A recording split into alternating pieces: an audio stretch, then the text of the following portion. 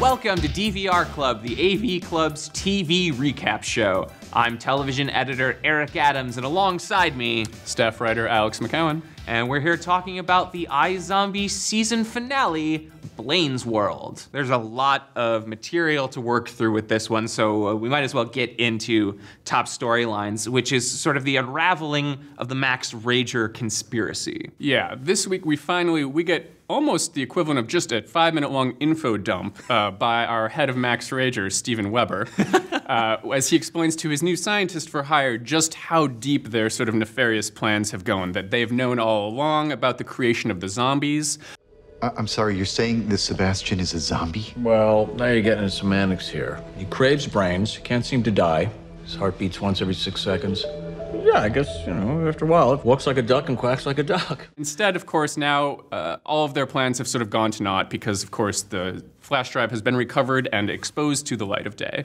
And that would be enough for a standard episode of television, but since this is the CW, and it was probably a season finale that was being made without the promise of more episodes to come, there's all of this set up for maybe next season, or also just a lot of plot to make this finale very exciting. We see Major both turned into a zombie, and then 5 minutes later. 5 minutes later, Liv has had a crisis of conscience, and she saves him from zombiedom. She ostensibly cures Blaine. I really think the more interesting of these two, of course, being Blaine, who we see getting stitched up and eating a burrito at the end of this episode. I think finally excited that he can enjoy some real person food for a change. That's great. And I've, throughout this whole season, I've seen some great parallels between Blaine and Spike on Buffy the Vampire Slayer. And this really brings Blaine into the area that Spike existed in for most of that show, where he's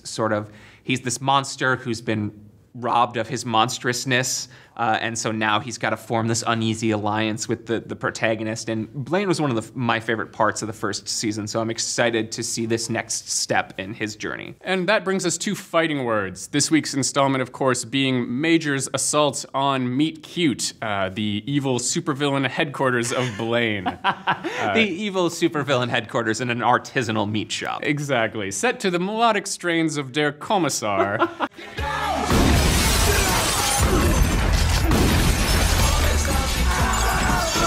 This first season has done so much to beat Major into a pulp, so he finally gets his retribution in this segment, which you could mistake for being from a standard zombie show or movie. It's very well handled, I think. Oh yeah, I mean, I think you could practically hear him out loud saying after every zombie he took out, and that's for me being named Major Lillywhite.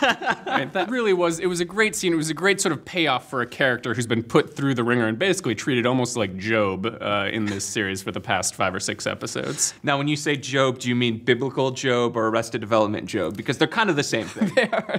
Lots of great use of music in this episode, which brings us to sound decisions. My choice for a sound decision is the song that plays over the closing montage, Your Past Life as a Blast by Ockerville River, a band and a song that I had kind of forgotten about until it came up in the episode, to the point where I was kind of splitting my attention to watching what was happening and Googling lyrics so I could figure it out, because it was driving me crazy why I knew it.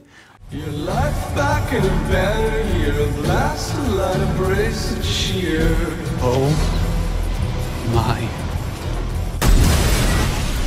So many people injured, so many people potentially dying. Ockerville River is a band whose lyrics are rife with death obsession, so it's a very appropriate choice. And it also kind of calls back to Rob Thomas's roots in Austin, Texas. You may remember Britt Daniel from Spoon singing karaoke on Veronica Mars.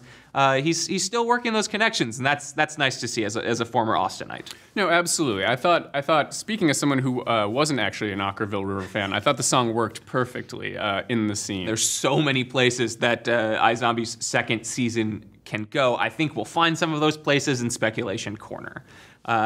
Alex, What next? You know, I really think the thing that was strongest about this first season of iZombie for me is it sort of felt like it was, I mean, on one level, obviously, it was Rob Thomas getting to continue Veronica Mars, right? That much is obvious. But for me, maybe a more interesting comparison is it feels like the show that Dollhouse could have been, which is you take this very difficult conceit of taking a central character who has to take on new personality traits every week and yet still maintain that core of themselves at the heart of it all. Something that Dollhouse, I think, really struggled with. This show pulls off so easily and refreshingly. It's just a delight to see, and I'm excited to see how they sort of expand that universe going forward in season 2.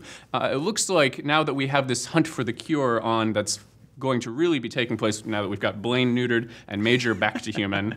I think what we're really going to be seeing is sort of more of this interplay between human versus zombie, what it means to be sort of occupying this gray zone for people who have been both, for example. Which is something that I'm a little worried about, because what I loved about this first season is that it was a zombie story, but it wasn't the typical zombie story. It's not The Walking Dead. It's not Night of the Living Dead. We don't see hordes of zombies converging on Seattle and ripping the living apart.